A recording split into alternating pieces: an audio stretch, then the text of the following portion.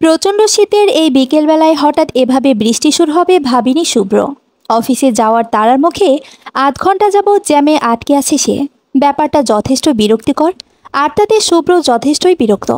স্টিয়ারিংয়ে হাত রেখে চোখ মুখ কুঁচকে একরাশ বিরক্তি নিয়ে বসে আছে সে। হঠাৎই কোথা থেকে একটা মেয়ে এসে ঠেলে ঠুলে গাড়িতে উঠে তার পাশের সিটে বসে পড়ল। ঘটনার আকস্মিকতায় শুভ্র স্তব্ধ। এই মুহূর্তে তার রিয়াকশন কেমন হওয়া উচিত সে নিজেও বুঝতে পারছে না। মেয়েটির মধ্যে জড়তার ছিটে ফোটাও নেই, যা শুভ্রকে অবাকের চরম সীমায় যেতে বাধ্য করল।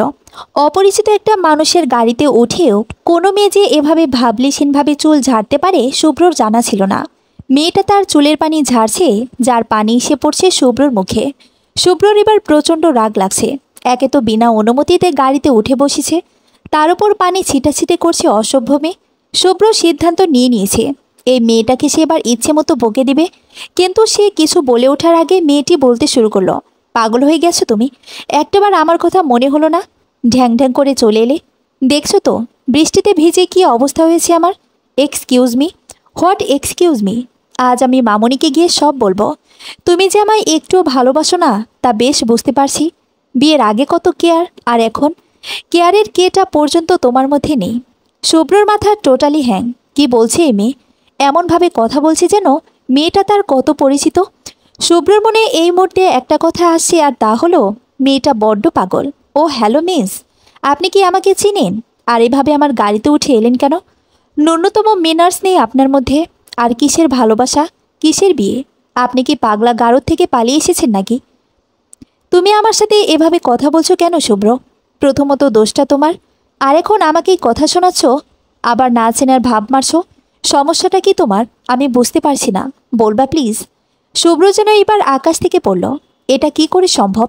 শুভ্র যতটুকু মনে আছে সে মোটেও মেয়েটাকে তার নাম বলেনি। তাহলে মেয়েটা তার নাম জানলো কি করে?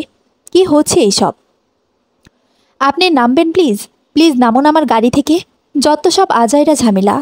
তোমার কাছে এখন আমি ঝামেলা হয়ে গেলাম?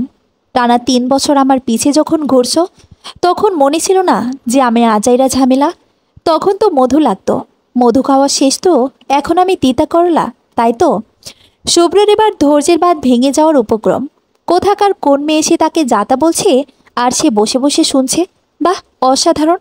কিন্তু এখন আর বসে থাকা যায় না। এই মেয়ের বকবক শুনে মাথা নষ্ট করার মতো সময় শুভ্রের নেই। তাই গাড়ি থেকে বেরিয়ে মেয়েটিকে টেনে বের করে রাস্তায় দাঁড় করিয়ে দিল। মেয়েটি অবাক চোখে তাকিয়ে আছে, যেন সে এতটুকু আশা করেনি। না করলে নাই, তাতে শুভ্রর কি? ও কি কারো আশা পূরণের ঠিকাদারি টেকেছে নাকি?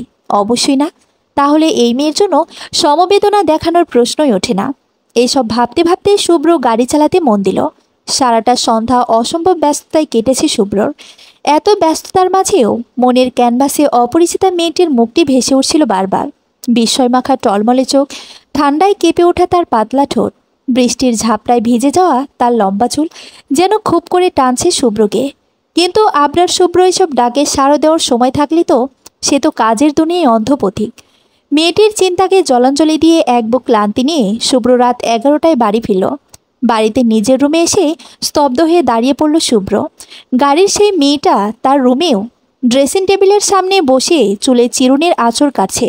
পরনে লাল শাড়ি, হাতে লাল চুড়ি, মুখে একটু বউ বউ ভাব। কিন্তু কথা হলো মেয়েটি এখানে কি করছে, তাও আবার এমন সাজে? হচ্ছেটা কি? যে শুভ্র রুমে কেউ পা রাখার সাহস পায় না সেখানে একটা পুচকি মেয়ে গিন্নি সেজে বসে আছে। এসব কি মানা যায়? শুভ্রর মাথা নষ্ট প্রায়। এসব কি হচ্ছে তার সাথে? এই মেয়ে তার রুমে কি করে? এটা কিভাবে সম্ভব? বাড়িতে এতগুলো মানুষ অথচ এই মেয়েকে কেউ বাড়িতে ঢুকতে দেখলো না। স্ট্রেঞ্জ। শুভ্র আবারও তীক্ষ্ণ দৃষ্টিতে মেয়েটির দিকে তাকালো। লাল শাড়িতে অপরূপা সুন্দরী যাকে বলে ঠিক তেমন সুন্দর মেয়েটি। এমন সুন্দর একটা মেয়ে নিজেকে তার বউ হিসেবে দাবি করছে, তাতে শুভ্রর খুশিতে নাগিন ডান্স দেওয়া উচিত। কিন্তু শুভ্রর মধ্যে কোনো খুশি খুশি ভাব দেখা যাচ্ছে না, বরং তার চোখে মুখে বিরক্তি স্পষ্ট। আর কপালের ভাঁজ তার চিন্তার আকার প্রকাশ করে চলেছে ক্রমাগত।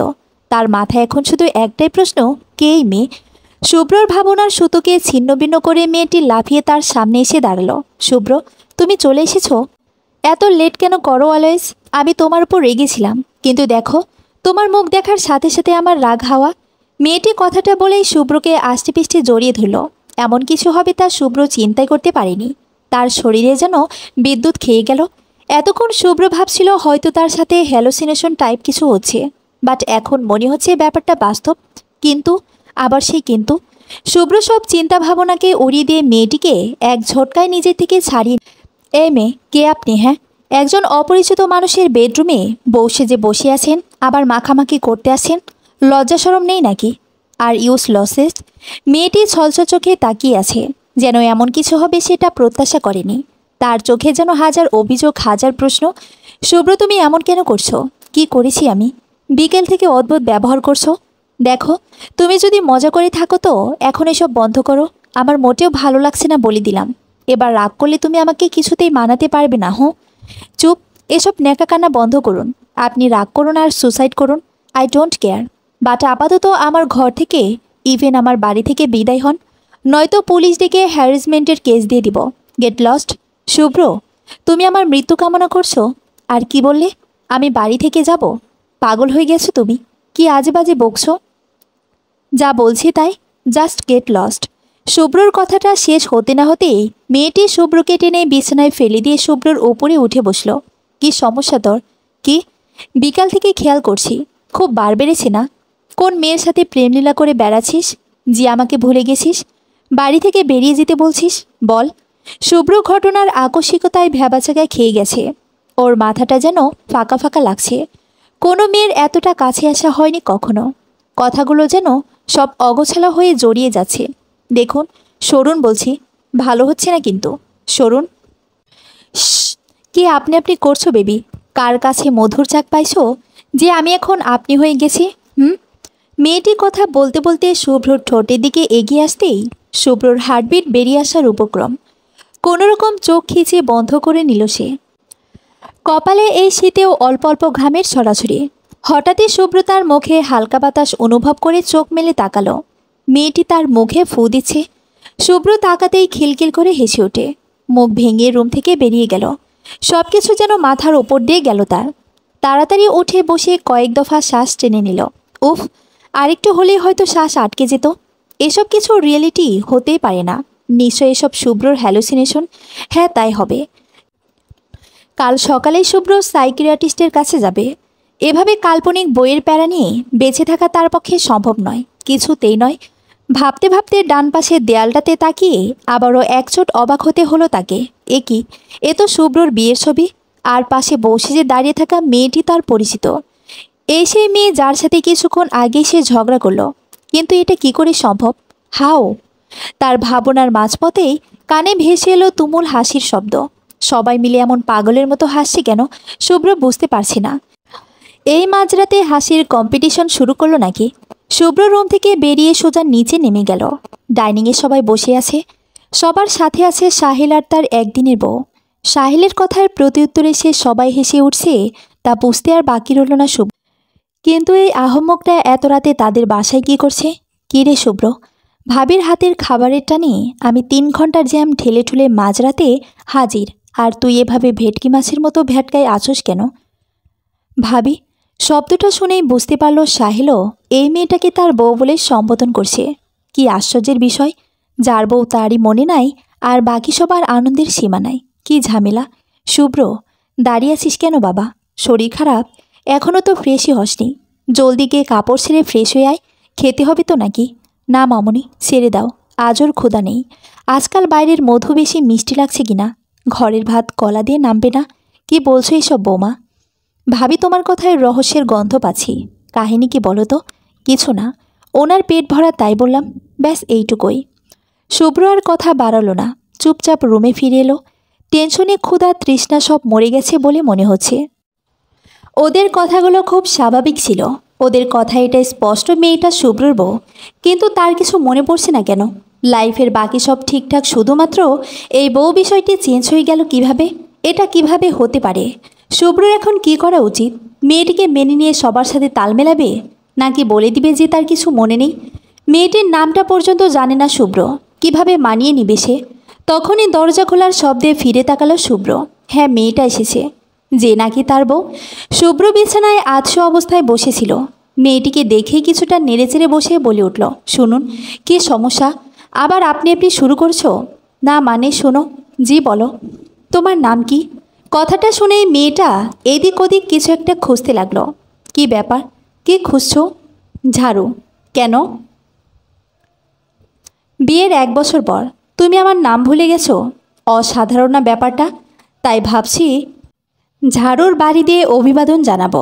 কথায় আছে না, মারের ওপর ওষুধ নেই। এই না না, লাগবে না, আমি ঘুমোচ্ছি। 1 বছর? সিরিয়াসলি? আমি 1 বছর ধরে ম্যারিড, আর আমি নিজেই জানি না। উফ, এত কনফিউশন নিয়ে বাঁচা যায়? ঘুমাবো ভালো কথা, বিছানায় কেন? কোমরে হাত রেখে তো কই ঘুমাবো? অবাক হয়ে জাহান্নামের চৌরাস্তায়, বাট খাটে না। সারাদিন আমার সাথে ভাওতাবাজি করে এখন আসছে খাটে ঘুমাতে। নামো বলছি, এক্ষুনি নামবা। আরে আমি ঘুমাবোটা কোথায়? সোফায় ঘুমাও, ব্যালকনিতে ঘুমাও, চাইলে ওয়াশরুমে ঘুমাও, আই ডোন্ট কেয়ার, বাট বিছানায় নয়। এই ঠান্ডায়? জি হ্যাঁ, এই ঠান্ডায়। ওহো, 1 সেকেন্ড, একটা কাজ করো, তোমার ওই প্রেমিকার কাছে চলে যাও, তাহলেই তো হয়। মামলা ডিসমিস। ছি ছি, কী বলছো এসব? তুমি থাকতে অন্য মেয়ের কাছে কেন যাব? এসব ভাবাও পাপ। তেল মারা বন্ধ করে গেট লস্ট। ওকে ওকে, যাচ্ছি কুল। শুভ্র সোফায় চুপচাপ বসে আছে আর মহারানী আরামে ঘুমোচ্ছে। একদিনে শুভ্রর লাইফটা যে এমন অগোছালো হয়ে যাবে কে জানতো। নিজের রুমে নিজেকে রোহিঙ্গা রোহিঙ্গা লাগছে শুভ্রর। আচ্ছা, এটা কি স্বপ্ন? ঘুমিয়ে পড়লেই শেষ হয়ে যাবে টাইপ। শুভ্রর এবার ঘুমানোর চেষ্টায় মেতে উঠল যেন ঘুম থেকে উঠলে সব ঠিক হয়ে যায়, কিন্তু এত সহজে নিস্তার মিললে তো। হতছাড়া ঘুম চোখে ধরাই দিচ্ছে না, আর এদিকে শীতে কুঁকড়ে যাচ্ছে শরীর। শুভ্র ডিসিশন নিয়ে নিয়েছে, এটা যদি স্বপ্ন হয়ে থাকে তো সে আর কোনোদিন বিয়েই করবে না। বউরা কি মারাত্মক হয়? বাপরে, শুভ্রর মতো বাঘকে মিনি বিড়াল বানিয়ে দিয়েছে। হালকা রোদের ঝিলিকে ঘুম ভাঙল শুভ্রর। নিজের দিকে তাকিয়েই অবাক হলো সে। ওর গায়ে কম্বল জড়ানো। কাল রাতে এই কম্বল তার ভাগ্যে জোটেনি। নিশ্চয়ই এটা তার হঠাৎ উদয় হওয়ার বইয়ের কাজ। ভাবতেই মনটা খুশি খুশি হয়ে গেল শুভ্রর। যাক বাবা, মায়াদয়ে আছে তাহলে। ঘড়ির দিকে তাকিয়ে অবাক হলো শুভ্র। এ কি 12টা বাজে, আর তাকে কেউ ডাকেনি? তাড়াতাড়ি ফ্রেশ না হয়ে খেয়েই অফিসে রওনা দিল। সাথে নিয়ে গেল হাজারো টেনশন। শুভ্র কি পাগল হয়ে গেছে, নাকি ওর মেমোরি লস হয়েছে? কিন্তু মেমোরি লস হলে তো সবাইকে ভুলে যাওয়া উচিত, বা নির্দিষ্ট একটা টাইমিং, বাট বাকি সব তো ঠিকই আছে, শুধু একটা মানুষকে ঘিরে সব ভুলে গেছে সে। কিভাবে সম্ভব এটা? এটা কি নতুন কোনো রোগ? স্যার আসবো? হ্যাঁ হ্যাঁ হ্যাঁ, আসুন ম্যানেজার সাহেব। কোনো কাজ ছিল? জি, এখানে একটা সই লাগবে। আর স্যার, আজ 5টায় একটা মিটিং আছে, আরেকটা মিটিং রাত 9টায়। সিক্রেট মিটিং সামনের ডিলটার জন্য। ও হ্যাঁ, মাথা থেকে বেরিয়ে গিয়েছিল। মনে করে দেওয়ার জন্য থ্যাঙ্কস। প্রেজেন্টেশন এখনও রেডি করা হয়নি। ইটস মাই প্লেজার স্যার, আসছি। ম্যানেজার সাহেব? জি স্যার। আমি কি ম্যারিড? ম্যানেজারের চোখে বিস্ময়ের ছাপ। এমন একটা প্রশ্ন তার দিকে ছোড়া হবে হয়তো সে কল্পনাও করেনি। Sorry sir. নাথিং নাথিং, আপনি আসুন। ম্যানেজার চলে যাওয়াতে শুভ্র যেন হাঁপ ছেড়ে বাঁচল। কে জানে, আরেকটু হলে ম্যানেজার তাকে পাগল ভেবে বসত কিনা। আচ্ছা, ফেসবুকে তার অ্যাবাউটটা চেক করলে তো উত্তর পাওয়া যায়। শুভ্র তাড়াতাড়ি ফেসবুকে লগ ইন করল। অ্যাবাউট চেক করার আগেই শুরু হলো মেসেজের তুমুল বর্ষণ। মনে হচ্ছে সবাই যেন তার জন্যই অপেক্ষা করছিল। মেসেজ চেক করে শুভ্র অবাক। আরে, এরা তো সব তার ভার্সিটি ফ্রেন্ড। মুহূর্তে মনটা ভালো হয়ে গেল শুভ্রর। কিন্তু কথায় আছে না, ভালো সময় বেশিক্ষণ থাকে না। শুভ্রর ক্ষেত্রেও তাই ঘটল। বন্ধুর করা ছোট্ট এক প্রশ্নে তার মনটা আবারও খারাপ হয়ে গেল। দোস্ত, ভাবি কেমন আছে? তোদের বিয়ের পর আর দেখা হয়নি। শুভ্র কোনো উত্তর না দিয়ে এফবি থেকে বেরিয়ে এলো। তার ফ্রেন্ড সার্কেলের সবাই জানে সে ম্যারিড, বাট সে নিজেই জানে না। ব্যাপারটা নির্দ্বিধায় হাস্যকর। হঠাৎ ফোন বেজে উঠল। স্ক্রিনে রোহানের নাম ভাসতেই তুলে নিল ফটাফট, রহস্যের সমাধান পাবার আশায়। হ্যালো দোস্ত। আই অ্যাম সো ডিসঅ্যাপয়েন্টেড ইয়ার। মিটু। বাট তুই ডিসঅ্যাপয়েন্টেড কেন? ভাবি কনসিভ করছে, আর তুই আমাকে জানাইলি না? কি? শুভ্রর মাথায় যেন এবার আকাশ ভেঙে পড়ল। তার জানা মতে সে এখনও পিওর ভার্জিন, আর সে এখন শুনছে সে নাকি বাপ হয়ে যাচ্ছে। আরে বেটা, সে তো নিজেই জানে না তোকে কি বলবে, কেমনে কি। উফ উফ, আর কি বাকি আছে শোনার? রাত 12টা বাজে। শুভ্র বাড়ির দরজায় দাঁড়িয়ে আছে। ভেতরে ঢুকতে ইচ্ছে করছে না। এসব অগত্যা ঝামেলাও আর ভালো লাগছে না তার। তবু সে দরজা টপকালো। এ কি, পুরো বাড়ি এমন অন্ধকার হয়ে আছে কেন? শুভ্র ফোনের লাইট জেলে কয়েকবার মা বলে ডাকলো, কিন্তু কোনো সারা শব্দ নেই। অন্ধকারে হাত দিয়ে সুইচ অন করতে মনে হলো বোম ফুটল। চমকে পিছনে তাকাতেই সবাই একসাথে বলে উঠল, হ্যাপি বার্থডে শুভ। আজ যে শুভ্রর জন্মদিন তা শুভ্রর মাথাতেই ছিল না। এত টেনশনে মনে থাকার কথাও না। সবার দিকে তাকিয়ে শুভ্র বেশ অবাক। প্রায় 20-30 জন হবে, আর সবাই ওর ভার্সিটি ক্লোজ ফ্রেন্ড। ওর বাবা মা, ফুপা ফুপি, ওর কনফিউশনওয়ালা বউ আর 2 জন অপরিচিত লোক। চারদিকে অসম্ভব সুন্দর করে সাজানো হয়েছে। তার বউটাকেও হুড়পড়ি লাগছে, হালকা গোলাপি শাড়িতে একদম মায়াবতী। বউ যখন পেয়েই গেছে, আজ রাতে বাসরটা সেরে ফেললেই হয়। এমনিতেই প্রেমে তো পড়েই গেছে মনে হয়। শুভ্রর চিন্তার সুতোকে টুকরো টুকরো করে তার বউ বলে উঠল, কি শুভ্র ভাই, কেমন দিলাম? ভাই শব্দটা শুনেই শুভ্র কোপকাত। বউ তাকে ভাই ডাকছে, এ আবার কোন নতুন ড্রামা? মানে দেখেছো মামনি, শুভ্র ভাই এখনও আমায় চিনতে পারেনি। আমি কিন্তু তাকে প্রথম দেখাই চিনে ফেলেছি। এসবের মানে কি? কি বলছো এসব? আরে ও রোদ, চিনিস না ওকে? ছোটবেলায় তোর পিছন পিছন ছুটত। কি তুমি? মানে তুই ওই পিচ্ছি? এখন আর পিচ্ছি নাই, এখন আর ক্লাস 5-এ পড়ি না, গ্র্যাজুয়েশন করেছি, এবার 2nd ইয়ার। তার মানে এসব প্রি প্ল্যান ছিল? পুরোটাই। তবে দোষটা তোমার ছিল। আমি তোমাদের বাড়ি আসছিলাম, রাস্তায় হঠাৎ এভাবে বৃষ্টি শুরু হবে বুঝতে পারিনি। তখনই কাকতালীয়ভাবে তোমাকে দেখতে পাই। প্রথমে না চিনলেও পরে ঠিক চিনে যায়। তাই তাড়াহুড়ো করে তোমার গাড়িতে গিয়ে বসি। এই ঠান্ডায় বৃষ্টিতে ভেজার ইচ্ছে আমার ছিল না। ভেবেছিলাম তোমায় বলবো পৌঁছে দিতে, কিন্তু তোমার তাকানো দেখেই বুঝতে পারছিলাম আমায় তুমি চেনোনি। তাই ভাবলাম একটু মজা করা যাক। কিন্তু তুমি যে আমায় ওভাবে গাড়ি থেকে নামিয়ে দিবে তাও ভাবিনি, তাও এই বৃষ্টির মধ্যে। কি নির্দয় তুমি। এবার বাকিটুকু আমি বলি। রোদ বাসায় এসে কাকিমণিকে সব বলছিল। ভাগ্যক্রমে আমিও তখন এখানে। ব্যাপারটা ইন্টারেস্টিং লাগছিল বেশ। ভার্সিটিতে যে ছেলে সবার সাথে প্র্যাঙ্ক করতো, তার সাথে প্র্যাঙ্ক করার এমন সুবর্ণ সুযোগ হাতছাড়া করা যায় না।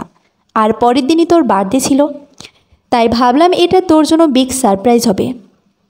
তাই সব ভার্সিটি ফ্রেন্ডদের খুঁজে বের করে কন্ট্যাক্ট করে শুরু হলো প্ল্যানিং। তার সাথে আমাদের ছোটোখাটো রিইউনিয়নও হয়ে গেল। হা হা হা। তবে অল ক্রেডিট গোস টু রোদ। দারুণ অ্যাক্টিং করেছো, মানতেই হবে। Thank you thank you. আর বেডরুমের ওই ছবি, ওটা রুহানের কাজ। গ্রাফিক্স এডিটিং হ্যান করে ওটা বানাইছে। দোস্ত তোর ট্যালেন্ট আছে। রুহানের দিকে তাকিয়ে দাঁত কেলিয়ে, থ্যাঙ্কস দোস্ত। অনেকদিন পর মনে হচ্ছে আবার ভার্সিটি লাইফে ফিরে এসেছি। সেই আগের দুষ্টামি হারামির বাচ্চারা তগর তো আমি দেখে নিব। আমার মা বাবা তোমরাও তো। মামু আর মামানে আমার কথা রাখবে না তো হতেই পারে না। চোখ টিপে, তবে রে এই পুচকি হয়ে আমার এই ঝাড়ুপেটা করতে চাইলি তোর লজ্জা করলো না? অসভ্য মায়া, ঠাটাই দিমো একটা। একটুও করলো না। দোষটা তোমার ছিল, তুমি আমাকে চেনোনি। এটা তোমার অপরাধ। প্রায় 10 বছর ভুলে গেছো। আমি তো তোমাকে ঠিকই চিনেছি, তাই শাস্তি তোমার প্রাপ্য আসছে। তুই তখন ছিলি ক্লাস 5-এর বাচ্চা, আর আমি কলেজে পড়ি। আমার চেহারা আগের মতোই আছে, আর তুই টোটালি চেঞ্জ। তো কী করে চিনব? কে বললো আগের মতো আছে? বহুত চেঞ্জ হয়েছে। আগে ছিল কিউট পোলা, এখন হয়েছে হট শয়তান। বাচ্চা মেয়ে হট কি বুঝিস? তো হট কি বোঝার এখনই তো সময়। শুভ্র ভাই, রোদের কথায় সবাই হেসে উঠল। কিন্তু শুভ্রর মোটেও হাসি পাচ্ছে না, বরং কষ্ট লাগছে, সাথে রাগও। রোদের মুখে ভাই ডাকটা মেনে নেওয়ার মতো না। আগে তো ভালো ছিল, বউ হিসেবে টর্চার করছিল। শুভ্রর ইচ্ছে হচ্ছে রোদকে একটা আছাড় দিতে। জীবনটা কি অদ্ভুত। ছোটবেলায় রোদ যখন তাকে শুভ্র শুভ্র করে অস্থির করে তুলতো, কি মারি না মারতো শুভ্র রোদকে, আর বলতো কতবার বলছি ভাই ডাকবি, আবার যদি শুভ্র ডাকছিস খুন করে ফেলবো। আর আজ যখন ভাই ডাকছে তখনও শুভ্রর রাগ লাগছে। সময় আসলে অনেক কিছু পাল্টে দেয় মানুষের মনকেও।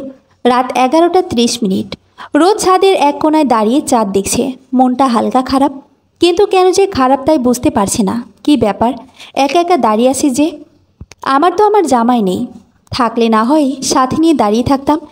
যেহেতু নই সেহেতু একা দাঁড়িয়ে থাকাটাই শ্রেয়। ওরে বাবা, তাই নাকি? তুই না শুধু সাইজেই বড় হয়েছিস, কথাগুলো এখনও আগের মতোই। মনে আছে তোমার আগের আমিকে? থাকবে না কেন?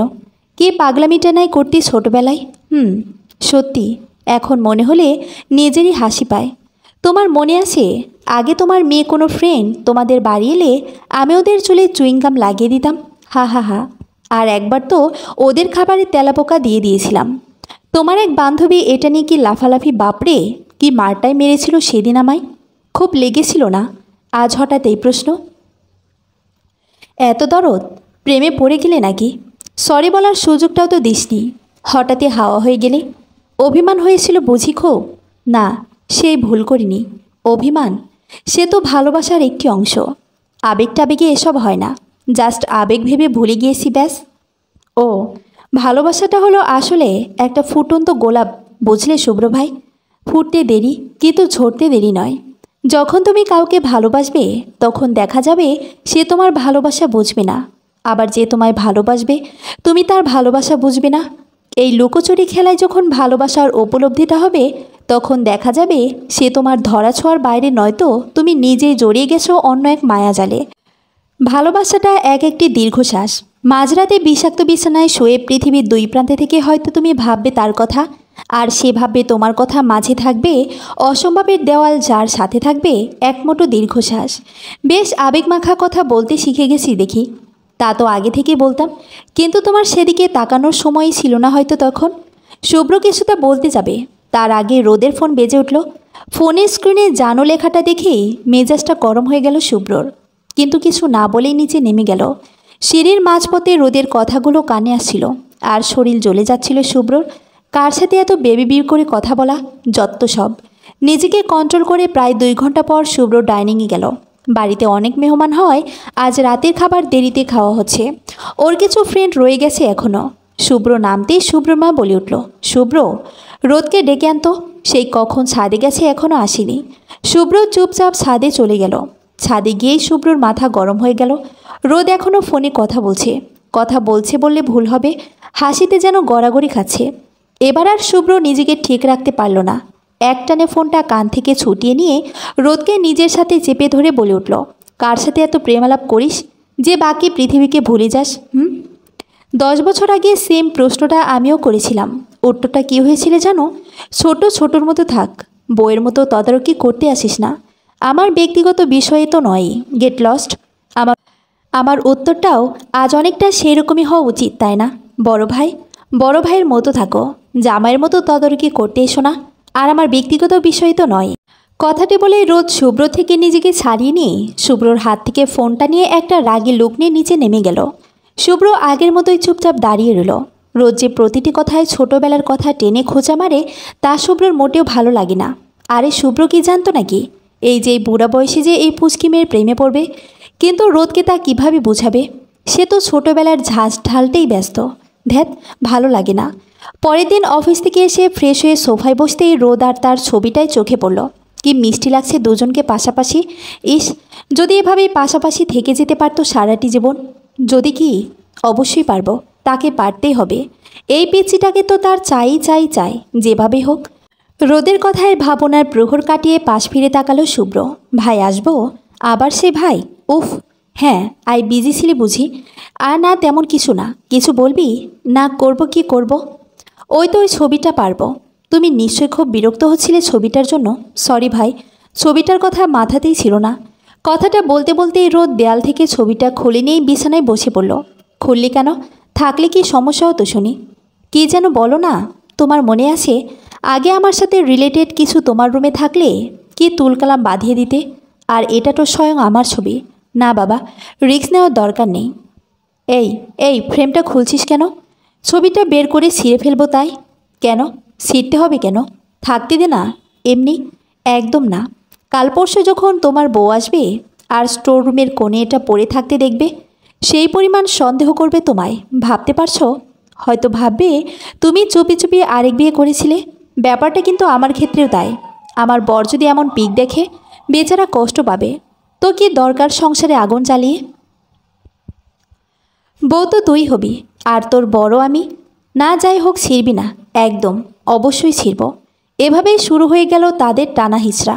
একবার এদিকে তো একবার ওদিকে, কে জেতে কে হারে অবস্থা। কিন্তু এ কি, যাহ বাবা, ছবিটা ছিঁড়ে 2 টুকরো হয়ে দুজনের হাতেই থেকে গেল। হলো তো শান্তি। এবার নাও তোমার ছবি। এ কি বৃষ্টি হচ্ছে? শীতে এমন বৃষ্টি? আমাকে বাংলায় স্বাগত জানাতে হয়তো বৃষ্টির আবির্ভাব। কথাটা বলেই দৌড়ে রুম থেকে বেরিয়ে গেল রোদ। শুভ্র সেখানেই শটান দাঁড়িয়ে রইল। কিছুক্ষণ চুপচাপ ছেঁড়া ছবিটির দিকে তাকিয়ে থেকে ছবিটা পরম যত্নে ড্রয়ারে রেখে দিল। রোদের কথা মতো আজ শুভ্রর বুকে রয়ে গেছে শুধু এক মুঠো দীর্ঘশ্বাস। একটা দীর্ঘশ্বাস ফেলে ব্যালকনিতে গিয়ে দাঁড়ালো শুভ্র। সেখানে দাঁড়িয়ে সামনের দিকে তাকাতে স্তব্ধ হয়ে গেল শুভ্রর চোখ। গার্ডেনে বৃষ্টিতে ভিজছে রোদ। কালো পাড়ের খয়েরি শাড়িটা লেপ্টে আছে শরীরে। কোমরের নিচ পর্যন্ত নেমে যাওয়া চুলগুলো পিঠ ঢেকে আছে অগোছালোভাবে। বকুল ফুলের হেলে পড়া একটা ডাল ধরার অদম্য প্রয়াসে লাফালাফি করছে সে ক্রমাগত। শুভ্রর চোখ যেন স্থির হয়ে আছে রোদের ঠোঁটজোড়াতে। ঠান্ডায় কেঁপে কেঁপে উঠছে ওর পাতলা ঠোঁটজোড়া। মেয়েরা যে এতটা সুন্দর হতে পারে জানা ছিল না শুভ্রর। শুভ্রর কাছে মনে হচ্ছে এই বৃষ্টিতে ভেজার মতো আনন্দকর বস্তু হয়তো পৃথিবীতে আর দ্বিতীয়টি নেই। শুভ্র যেন এক ঘোরের মধ্যে চলে গিয়েছে। নিজের চারপাশে রোদ নামক একটা মায়াজাল এঁটে সে পা বাড়ালো গার্ডেনের দিকে। এদিকে রোদের চারপাশের কোনো খেয়াল নেই। সে তো বকুল ফুল ঝরাতেই ব্যস্ত।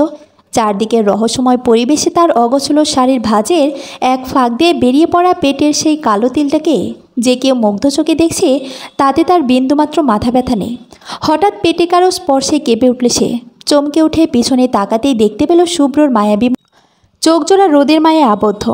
নিজেকে ছাড়ানোর অদম্য প্রশ্ন করে যখন ব্যর্থ হতে তখন তার পাতলা পাতলা কাপা কাপা ঠোঁট নেড়ে উঠে বলল, শুভ্র ভাই ছাড়ো, কি করছো? দূরে ঠেলে দিচ্ছিস কেন? আগে তো কখনো এইভাবে সরে দিতি না। আগে কখনো কাছে আসুনি, তাই দূরে ঠেলে দেওয়ার প্রয়োজন পড়েনি, কিন্তু আজ পড়ছে তাই বলছি ছাড়ো। আজ তো এসেছি, আজ না আর আমি চাইছি না, সরো।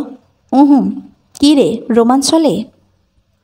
সাহেলের কথাটা শুনে দুজন বিদ্যুৎ বেগে চমকে ছিটকে গেল। রোদ তো লজ্জায় লাল হয়ে দৌড়ে পালালো। শুভ্র মাথা চুলকাতে লাগলো। কি দোস্ত, রোদকে দেখে তোর মধ্যে যে লুচ্চামো শুরু হয়ে যায় দেখছি। কাহিনী কি বস? শালা তুই এখানে কি করিস? প্রেম করা দেখি গো, প্রেম করা দেখি।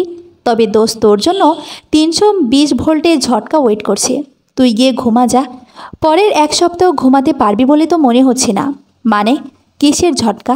সারপ্রাইজ বন্ধু, সারপ্রাইজ। ওয়েট কর, আর মজা নেই। হা হা হা। আরে শোন তো। শুভ্র আহাম্মকের মতো দাঁড়িয়ে রইল। আবার কিসের সারপ্রাইজ? এদের সারপ্রাইজে কি ভয়ঙ্কর তা শুভ্রর বোঝা হয়ে গেছে। আল্লাহ জানে এবার কি হবে তার সাথে। জীবন থাকবে না যাবে। হো নোস। ঘুম ভাঙতেই কেমন একটা অস্বাভাবিকতা টের পাচ্ছে শুভ্র। তাদের শান্ত বাড়িটা যে সকাল সকাল কোলাহলে ভর্তি হয়ে গেছে তা বেশ বুঝতে পারছে সে। কিন্তু কারণটা কি? কোনো অকেশন তো নয় আজ। তবে কোনোরকম আড়মোড়া ভেঙে রুমের বাইরে সেই চক্ষু চড়ক গাছ। এ কি, সারা বাড়ি এভাবে সাজিয়ে সং বানিয়েছি কেন? মা, মা, কি চেঁচাস কেন? এসব কি? এত মানুষ আর এত সাজ কেন? আজ তো রোদের এঙ্গেজমেন্ট, সাজানো তো হবেই। কি কি বলছো এসব? রোদের এঙ্গেজমেন্ট মানে কি? রোদ তো কিছু বলল না। আর হুট করে কিভাবে? কি হুট করে কই? বিয়ের জন্যই তো রোদ দেশে ফিরেছে, নয়তো 10 বছর পর দেশে কেন ফিরবে হঠাৎ করে? শর্ত এখন অনেক কাজ পড়ে আছে, আর তুইও যা তৈরি হয়ে নে ফটাফট। কিন্তু রোদ রাজি তো? মানে অন্য কাউকে ভালোবাসে না তো? কি বলছিস এসব? ছেলেটা রোদকে অনেক ভালোবাসে। এমন ছেলে এখন লাখে একটা। রাজি না হওয়ার প্রশ্নই ওঠে না। তুই এসব না ভেবে গিয়ে রেডি হতো। শুভ্রর মাথায় যেন আকাশ ভেঙে পড়ল। কি হচ্ছে এসব? তবে কি সাহেলের সারপ্রাইজটার কথাই বলছিল? রোদ আমাকে তো একবারও বলল না। এটা হতেই পারে না। রোদের বিয়ে আর অন্য কারোর সাথে ইম্পসিবল। হঠাৎই রোদকে গনগনিয়ে আসতে দেখে মেজাজ গরম হয়ে গেল শুভ্রর। কাছাকাছি আসতেই হাত টেনে ছাদে নিয়ে গিয়ে দেয়ালের সাথে চেপে ধরল। কি হচ্ছে এসব? ছাড়ো। যখন তখন এসব কি? আহ, লাগছে তো। ছাড়ো বলছি। তোর বিয়ে ঠিক হয়েছে অথচ আমায় বলিসনি কেন? তোমাকে বলাটা যে খুব জরুরি তা জানা ছিল না, তাই প্রয়োজন বোধ করিনি। এবার ছাড়ো। ঠাটায় দিব একটা। খুব বউ হওয়ার শখ জাগছে তাই না? না, জাগার তো কোনো কারণ দেখছি না শুভ্র ভাই। ছাড়ো আমায়। কিসের ভাই? আগে তো জোর করে ভাই ডাকাতে পারতাম না, আর আজ ভাই হয়ে গেলাম। হ্যাঁ, হয়ে গেলে। আগে যার জন্য জোর করতে তা পেয়ে গিয়ে তো তোমার খুশি হওয়া উচিত। তবু এত সমস্যা হচ্ছে কেন? বুঝিস না তুই? এতটা অবুঝ না তুই যে বুঝতে পারছিস না যে আমার কি সমস্যা। আমি বুঝতে চাইও না। তুমি প্লিজ সরো আমার ওপর থেকে। এখন আমার বিয়ে ঠিক হয়ে গেছে, আর এটা একটা বিয়ে বাড়ি। আশেপাশে অনেক মানুষ আছে। কেউ দেখলেই কেলেঙ্কারি হয়ে যাবে। বরের বাড়ি থেকেও মানুষ আসছে। আমি চাই না ওদের সামনে আমার ইমেজ নষ্ট হোক। So leave me. তাই বিয়ে নিয়ে এত টেনশন হওয়াটাই স্বাভাবিক। আর আর কিছু বলার সুযোগ হয়ে উঠল না রোদের তার আগেই। কারো ঠোঁটের স্পর্শে স্তব্ধ হয়ে গেল সে। প্রথমে বুঝতে না পারলেও কিছুক্ষণ পরেই শুরু হয়ে গেল রোদের ছোটাছুটি। কিন্তু শুভ্রর সাথে পেরে উঠল তো। এক পর্যায়ে বাধ্য হয়ে জোরে ধাক্কা দিয়ে বসল রোদ। শুভ্র একটু সরে দাঁড়াতেই বসিয়ে দিল একটা থাপ্পড়। শুভ্র গালে হাত দিয়ে দাঁড়িয়ে আছে। এতটাও আশা করেনি সে। কি সমস্যা তোমার? আমি তোমার বউ নই, কথাটা কি ভুলে যাও তুমি? একটা মেয়ের সাথে এমন বাজে বিহেভ করতে রুচিতে বাঁধে না তোমার? বউ নস, বউ হতে কতক্ষণ? ছাড়ো আমায়। ঠিক বলেছ, বউ হতেই বেশিক্ষণ দেরি নেই। মাত্র 3 দিন, তারপরেই বউ হয়ে অন্যের ঘরে থাকবো। So mind it. বউ যদি হতেই হয় তো আমার বউই হবি তুই। ছোটোবেলায় তো খুব বলতি, শুভ্র আমি তোমার বউ হব, বউ হব। তো আজ কিসের এত তেজ তোর? সেটা ছোটোবেলার আমি আর এখনের আমি তো অনেক পার্থক্য শুভ্র ভাই। ছোটদের মতো পুতুল খেলার বয়স এখন আর নেই। পুতুল খেলার মতো তো সব ফালতু চিন্তাভাবনাও ফেলে আসছি সেই ছোটোবেলায়। সো প্লিজ এসব মনে করে ঢং করা বন্ধ করো। আর তাছাড়া ছোটোবেলায় তো তুমিও বলতে তোর মতো মেয়েকে আমি কখনো বিয়ে করব না, দরকার পড়লেই বিয়ে করব না। তবু তোকে বিয়ে, ছি। তাহলে আজ আমায় বউ বানানো এত শখ? শরীরের নেশায় নাকি? রোদ, কে বলতে চাস তুই? শুনে রাখ, নেশা হোক বা ভালোবাসা, যা ইচ্ছা তাই হোক না কেন, বউ তুই আমারই হবি।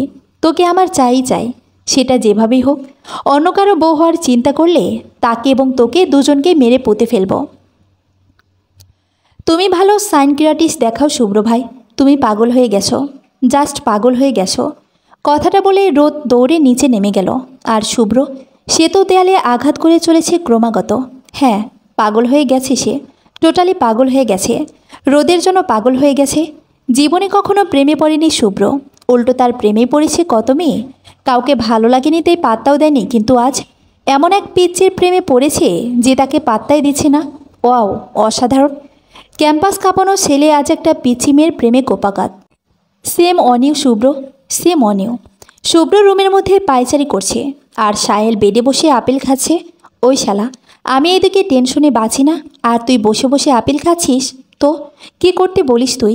তোর টেনশন লাগছে, তুই টেনশন কর। আমি কি বিয়ে বাড়িতে টেনশন করতে আসছি নাকি? খাইতে আসি, সো খাবো, এটাই স্বাভাবিক। শালা হারামি, বন্ধু তোর অথৈ জলে হাবুডুবু খাচ্ছে আর তুই নিশ্চিন্তে বিয়ে এনজয় করছিস। এতটা সেলফিশ তুই? বিশ্বাস কর দোস্ত, আল্লাহর কসম, যদি তুই পানিতে হাবুডুবু খাইতি তাহলে আমি আপেল না খেয়ে তোরে বাঁচানোর ট্রাই করতাম। বাট তুই তো প্রেমে হাবুডুবু খাচ্ছিস। এখানে বাঁচাতে গেলে আমিও হাবুডুবু খাইতে শুরু করব। এমনিতেই এত কম্পিটিশন চলছে, সো আমি এর মধ্যে নাই। সাহেল, অলওয়েজ মজা ভালো লাগে না। আমার বইয়ের বিয়ে হয়ে যাচ্ছে আর তুই মজা করে যাচ্ছিস। টু মাচ ইয়ার। হে সারে সর্বনাশ, তুই বিয়া করলি কবে? বউ পাইলি কবে? চর খাইতে চাস? ওকে, আমি সিরিয়াস। দোস্ত, তুই এক কাজ কর, কন্যাকে তুলে নিয়ে সব করে ফেল। আই মিন বিয়ে করে ফেল। কি, শেষ পর্যন্ত কিডন্যাপ করব? তো অবশ্যই করবি।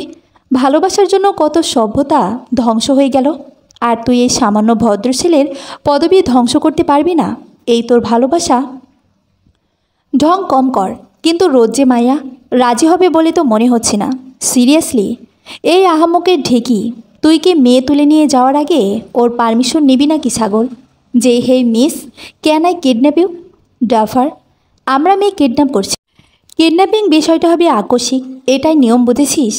এমন ভাব করছিস যেন লাইফে কত কিডন্যাপ করেছিস। হ্যাঁ, তো তোর সন্দেহ আছে? তোর বোনকে তো তুলে নিয়েই বিয়ে করতাম, বাট দেখ, আমি তুলে নেওয়ার আগে সে বাসায় গিয়ে হাজির, সুযোগই দিল না। তবে আমি তোকে একটা ফ্রি অ্যাডভাইস দিতে পারি। কি? যদিও তোর সব অ্যাডভাইস খেতমার্কা, তবুও বল শুনি। দেখছিস, দাম দিলি না তো। তুই অলওয়েজ আমার সাথে এমন করিস, কষ্ট হয় আমার।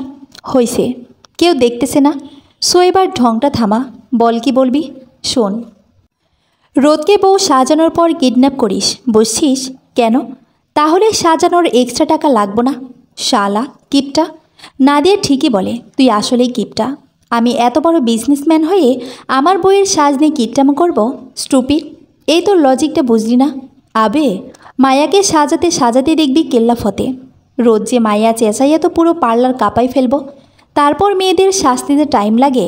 এতক্ষণে তোর ফুপা মশাই, আই মিন তোর ওয়ার্ডবি শ্বশুর মশাই পুলিশ নিয়ে হাজির হয়ে যাবে। Seriously, obviously seriously. আমি ফাউল কিছু বলি নাকি? অ্যাকচুয়ালি তুই যা বলিস সব ফাউলই বলিস, তাই বিশ্বাস করতে কষ্ট হয়। তুই আবার অপমান করছিস আমায়। থাক, তুই আমি তার চেয়ে সুন্দরী মায়া দেখে আসি, তাও লাভ আছে। চুপচাপ বস। নয়তো নাদিয়াকে এক্ষুনি ফোন করে বলবো তুই এখানে কি করছিস। আরে দোস্ত, তুই তো আমার কলিজা, দেখ আমি এখানেই বসে আছি, বম মারলেও সরতাম না, একদম পাক্কা। রোদের গায়ে হলুদ আজ, আর কালি বিয়ে, সবার আনন্দের সীমা নেই শুধু শুভ্র ছাড়া। শুভ্র শুধু শটফট করছে আর সাহেলকে জ্বালিয়ে মারছে। জীবনের প্রথম প্রেম ভেস্তে যাবে, এটা তো হতেই পারে না, কিছুতেই না। সাহেল আবারও তার ফ্রেন্ডের ইনফর্ম করেছে সবাই এসে হাজির। সবাই নাকি দারুণ এক্সাইটেড। বিয়ের আসর থেকে বউকে কিডন্যাপ করবে, এর চেয়ে অ্যাডভান্স আর কিছু হয় নাকি। তাদের প্ল্যানিংয়ের শেষ নেই। এদের দেখে মনে হচ্ছে সবকটা বিশ্বব্যাংকে ডাকাতি করতে যাচ্ছে। যত সব কিছুতে বাড়াবাড়ি যাকে বলে আর কি। আর সাহেল যেখানে আছে সেখানে বাড়াবাড়ি জিনিসটাও বাড়াবাড়িভাবে থাকে অলওয়েজ, এটাই নিয়ম।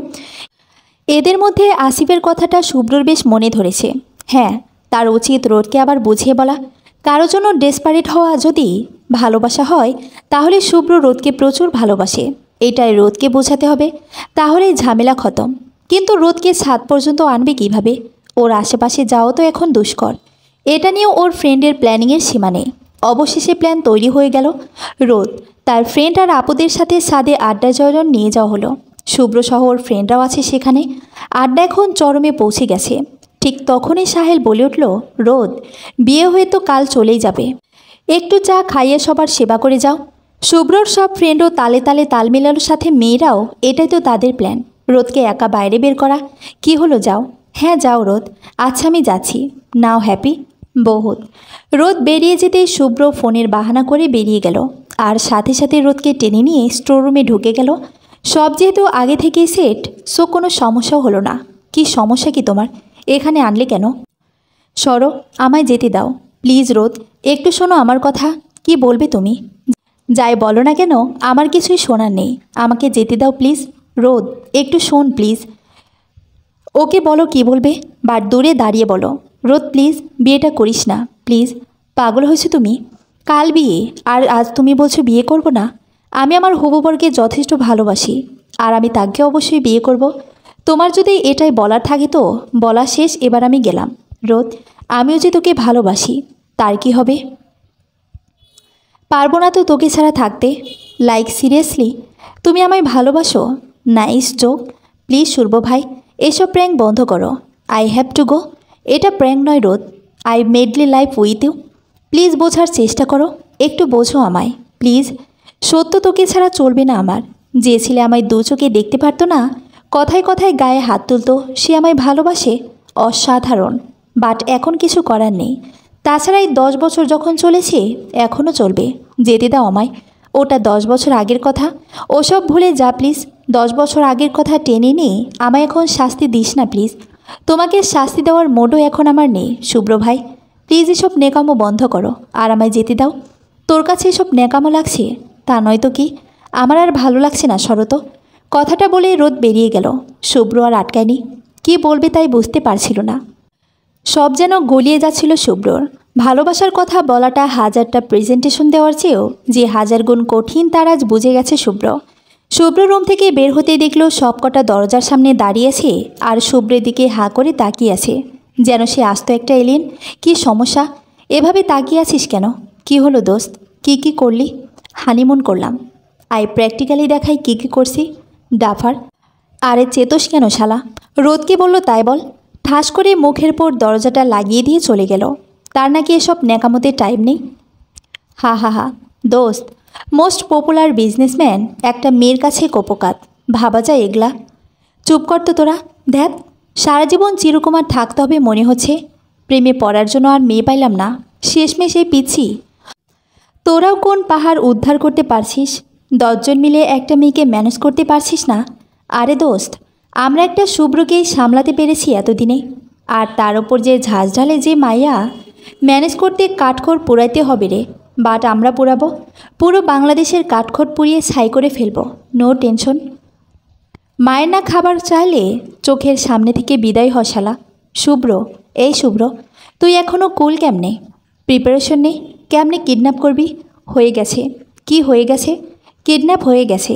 কেমনে কি? তুই তো এখানে, তো কিডন্যাপ কিভাবে হলো?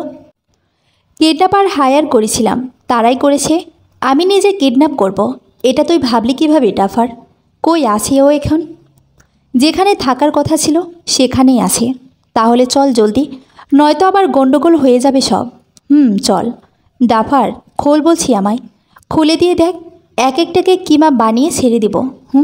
ম্যাম আপনি শান্ত হন, স্যার আসলেই খুলে দেব। তোর স্যারের 14 পুরুষ উদ্ধার হোক, অসভ্য লোক। কোথায় তোদের স্যার? ডাক তাকে। আমি এসে গেছি বেবি। শুভ্র ভাই তুমি? জি আমি। তোকে তো বলেছিলাম বিয়ে আমি তোকেই করব, তুইও রাজি হলি না। কি আর করা, আই ওয়াজ হেল্পলেস। তুমি এতটা নিচে নামবে ভাবিনি। এবার কি তুমি জোর করে বিয়ে করবা? দরকার হলে তাই। কখনো না, আমি কিছুতেই তোমাকে বিয়ে করব না। না না না। আগে তো এই আমার জন্যই পাগল ছিলি, এখন কি সমস্যা? ওই যে আগে মাথার স্ক্রু ঢিল ছিল, এখন ঠিক হয়ে গেছে, তাই এখন আর তোমায় বিয়ে করার মতো বোকামো করতে চায় না। ছাড়ো আমায় প্লিজ। রোদ সোনা, বোঝার চেষ্টা করো প্লিজ। এমন জেদ করিস না, তোকে ছাড়া আমি থাকতে পারবো না। ভালোবাসি রে, খুব ভালোবাসি। 2 দিনে এত ভালোবাসা আসে কোথা থেকে? ভালো তো আগে থেকেই বাসতাম, তুই বলার বা বোঝার সুযোগ দিয়েছিলি কি? আগে তো হারিয়ে গেলেই ধরা ছোঁয়ার বাইরে। তখন আমার সাথে দীর্ঘশ্বাস ছাড়া কিছুই ছিল না। মিথ্যে অজুহাত দিবে না, ছাড়ো আমায়। শুধু ভালোবাসা কেন, ভালোবাসার পাহাড় এনে দিলেও আমি তোমায় বিয়ে করছি না। ছাড়ো তো, আমার বর নিশ্চয়ই এসে গেছে, ঠাটাই দিব একটা। আমি এখানে তোর হাতে পায়ে ধরছি, আর তুই তোর বর নিয়ে চিন্তায় মরছিস। এত ভালোবাসা, মেরে পুঁতে ফেলবো তোর বরকে। আসিফ, হ্যাঁ দোস্ত বল, কাজী কই? নিয়ে আয় তাড়াতাড়ি, বিয়েটা এক্ষুনি হবে দোস্ত। কাজী রাস্তায়, জ্যামে পড়েছে, এসে পড়বে কিছুক্ষণের মধ্যে। ওকে। দেখো ভালো হচ্ছে না বলে দিলাম, বললাম তো করব না বিয়ে, জোর করছো কেন? ভালোবাসি তাই ভালোবাসো। মনে আছে বলেছিলাম ভালোবাসার রং গাঢ় লাল। হয়তো আজ তা আমার কাছে, কাল হবে তোমার কাছে, শুধু সময়টা ভিন্ন, আর কিছুই না। সেদিন হেসে উড়িয়ে দিয়েছিলে, তো আজ কি হলো? তোর কথাটা তো সেদিনই বুঝেছিলাম, যখন আমায় ছেড়ে দূরে চলে গিয়েছিলি। প্রতিটি মুহূর্তে তোকে মিস করে বুঝেছি ভালোবাসাটা আসলে কি। দূরে থাকাটা কত কষ্টের, শূন্যতা কত ভয়াবহ। দেখো শুভ্র ভাই, তখন আমি ভালোবাসতাম, তুমি বাসতে না। আর এখন তুমি বাসো, আমি বাসি না। একওয়েল একওয়েল। এবার আমায় যেতে দাও প্লিজ। আমি আমার হবু বরকে ভালোবাসি, তোমাকে নয়। প্লিজ চুপ, একদম চুপ।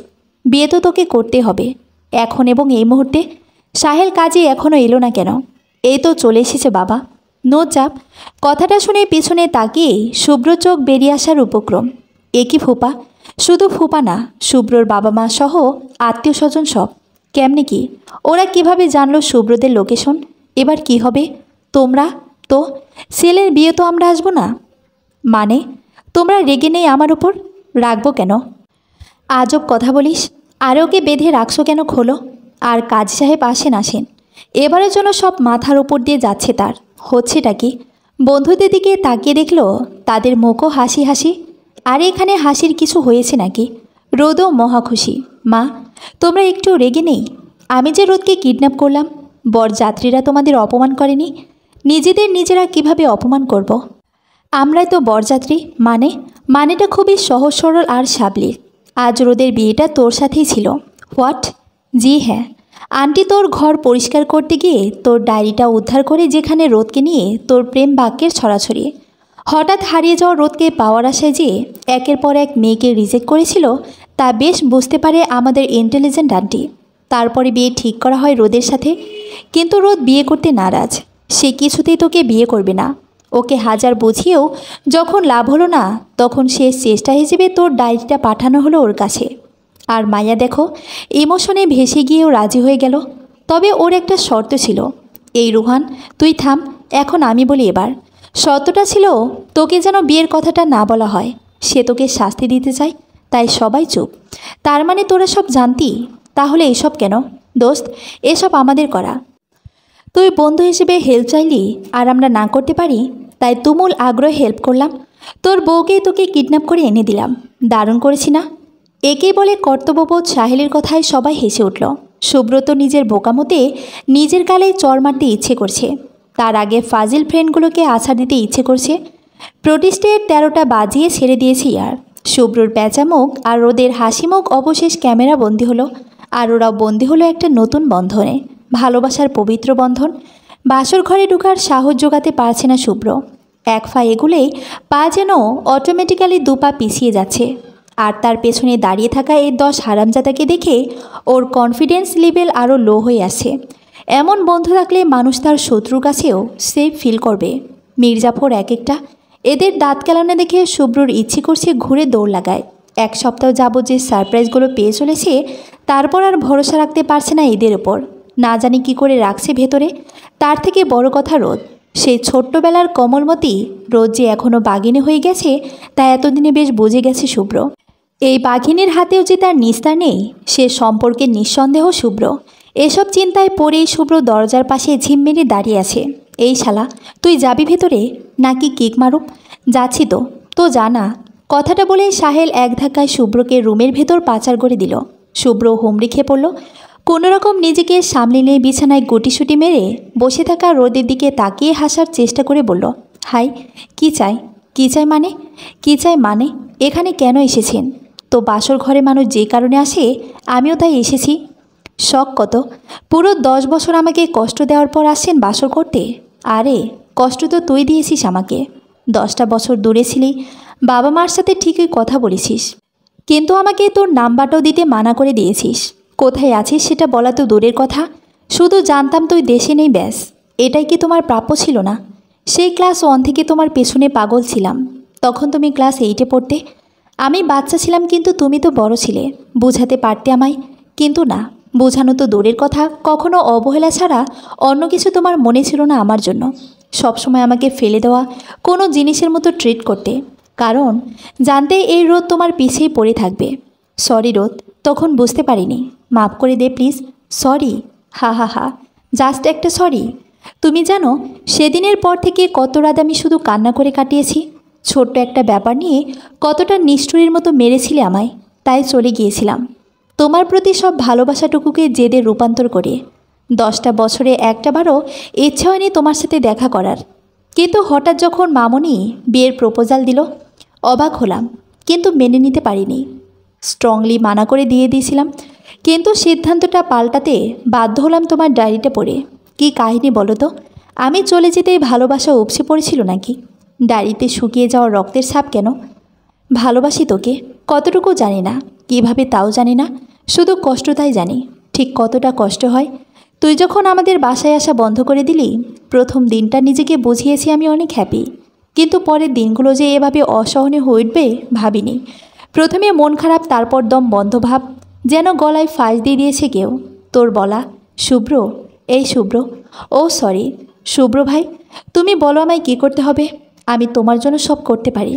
আবার ছাদে দাঁড়িয়ে তোর হঠাৎ বলে ওঠা, বুঝলে শুভ্র ভাই, আমি না আজ নামাজ পড়ে আল্লাহকে বলেছি, আল্লাহ যেন তোমার সব রাগগুলো মেঘ করে দেয়। ওই দেখো, ওই সাদা মেঘের মতো। তুমি এত রাগে কেন বলো তো? শুধু শুধু আমায় বকো। তোর সেই ছোট্ট ছোট্ট কথাগুলো শোনার জন্য পাগল হয়ে পড়ছিলাম। সেই মুহূর্তে আমি আর কিছু বুঝতে পারছিলাম না, শুধু মাথায় একটা কথাই ছিল, তোকে আমার এই মুহূর্তে চাই। শেষমেশ আম্মুকে গিয়ে জিজ্ঞেস করে নিলাম তোর কথা, তুই কেন আসিস না? আম্মু সাবলীল ভঙ্গিতে বলে দিলেন, তুই আর দেশে নেই। কিন্তু কথাটা আমি এতটা সহজে নিতে পারলাম না। আমার পৃথিবীটা যেন ঘুরে গেল মুহূর্তেই। আমি এমন কিছু আশা করিনি কখনো, বিশ্বাস করতেও কষ্ট হচ্ছিল। সেদিন রাতে দুঃখে হাত কেটে ডায়েরির পাতা ভিজিয়েছিলাম, জানি না কেন, হয়তো তোকে মারার শাস্তি দিচ্ছিলাম নিজেকে। রোদ এক দৃষ্টিতে তাকিয়ে আছে শুভ্রর দিকে। শুভ্র চোখে পানি টলমল করছে। একটা মুচকি হাসি দিয়ে দীর্ঘশ্বাস ফেলে আবারও বলতে শুরু করলো, কারো জন্য কেউ অসুস্থ হলে যেতে পারে, আমি এটা কোনো কালেই বিশ্বাস করতাম না। কিন্তু জিএসসি পরীক্ষার আগে যখন খুব অসুস্থ হয়ে পড়েছিলাম, তখন কেন যেন মনে হচ্ছিল তোকে একবার দেখতে পারলেই আমি সুস্থ হয়ে যাব। একবার তোর মুখে শুভ্র নামটা শুনলেই ব্যথাগুলো দৌড়ে পালাবে, কিন্তু কোনো উপায় ছিল না। তারপর ধীরে ধীরে নিজেকে সামলে নিই, নিজেকে বোঝাই তুই ফিরবি, অবশ্যই ফিরবি। কিন্তু বছর ঘুরে যখন 15 জুলাই আসতো, তখন নিজেকে আটকাতে পারতাম না। এই দিনটাতে তোকে মেরেছিলাম, যার জন্য তুই আমার থেকে দূরে চলে গিয়েছিলি। ভাবতেই চাপা কষ্ট আর রাগ ঝাপটে ধরতো আমায়। ওই দিন খুব কান্না পেত। ছেলেদের তো কাঁদতে নেই, ওদের স্ট্রং থাকতে হয়, তাই রক্ত ঝরাতাম, নিজেকে শাস্তি দিতাম। দেখ, তোর জন্য এতদিনে আমি সিঙ্গেল আছি। যদিকে সাহেলে এক বাচ্চার বাপ হয়ে গেছে। জানিস আম্মুরা না এক একটা মেয়েকে কত কষ্টই না ভাগাতে হয়েছে, আল্লাহ মালুম। তবে সব কষ্টই সার্থক। আমার শেষ বিকেলের তুমি হয়ে, আমার কষ্টের শেষ বিকালটাকে রাঙিয়ে নিতে তুই আজ আমার পাশে, আমার হয়ে আমার সাথে বসে আছিস। ব্যাস, তাতেই 10 বছরের কষ্ট উদাও। তুমি তো নকল বউ সেজে থাকা আমার প্রেমেই পড়ে গিয়েছিলে। আমি বেশ বুঝেছি, যেভাবে তাকিয়ে থাকতে আমার দিকে, রোদকে ভালোবাসলে মোটেও প্রেমে পড়তে না। হা হা হা। আরে আমি তো কনফিউজড হয়েছিলাম তখন। আমি ভেবেছিলাম যদি আমি বিয়ে করে থাকি তাহলে মেয়েটিকে, রোদ নাকি অন্য কেউ। আমি তো রোদ ছাড়া অন্য কাউকে বিয়ে করার কথা না। আর তাছাড়া চেনার প্রতিষ্ঠা চাচ্ছিলাম, বাট তোদের কথাবার্তায় সব কিছু আওলায় যাচ্ছিল, বুঝলি? তো তো কি আমি কন্টিনিউ করতে পারি আমার বাসর? ভাবতে হবে। ভাববো, চিন্তা করব, তারপর বলবো। পারো কি পারো না কি? তাহলে দেখা যাবে ততদিনে সাহেল নাতিপুতি নিয়ে ঘুরে বেড়াচ্ছে, আর আমি তাকিয়ে তাকিয়ে দেখিয়ে যাচ্ছি। কারণ তখনও তোর ভাবনা চিন্তা শেষ হবে বলে মনে হয়। তার থেকে 2-3টা গার্লফ্রেন্ড রিজার্ভ রাখতাম। এদিকে তুই ভাবতি ওদিক না হয় আমি ওদের সাথে খুন করে ফেলবো। হা হা হা। আমি তো এক পায়ে রাজি। তোর হাতে সবই আদর, সবই ভালোবাসা, তাই এক কথায় মরতেও রাজি। তো মারবি? আয়, দৌড়ে গিয়ে বসে বলছি। কেন মারবি না? খুনসুটি ভালোবাসাগুলো চলতে থাকো এভাবেই অবিরাম গতিতে। ভালোবাসার রঙে রাঙা হোক সবাই। তবে আপাতত আমাদের এই রুম থেকে যেতে হচ্ছে। এটা রোজ শুভ্রর শেষ বিকেলের গল্প।